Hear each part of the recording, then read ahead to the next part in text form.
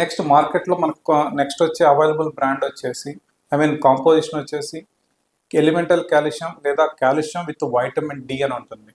So ఈ calcium plus vitamin D అనేది యూజువల్గా ఎవరికి వాడతామంటే ఎవరికైతే వైటమిన్ డి3 డెఫిషియన్సీ ఉంటుందో అండ్ కాల్షియం నీడ్ ఉంటుందో ఇలాంటి వాళ్ళలో ఈ ట్యాబ్లెట్ వేసుకోవటం చాలా బెటర్ అండి. సో ఈ ట్యాబ్లెట్ వేసుకోవటం వల్ల ఏమవుతుందంటే మనకి కాల్షియం అబ్జార్ప్షన్ ఉంటుంది అండ్ వైటమిన్ డి3 సప్లిమెంటేషన్ రెండు వస్తాయి అనమాట. సో వైటమిన్ డి3 ఏం చేస్తుంది?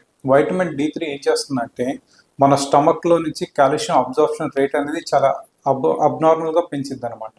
సో మనం వేసుకుంటే along with calcium plus vitamin D three tablet వేసుకుంటే ఆ వైటమిన్ డి3 సపోర్ట్ తోటి కాల్షియం అబ్జార్ప్షన్ మన స్టమక్లో నుంచి బ్లడ్లోకి చాలా ఎక్కువగా ఉంటుంది.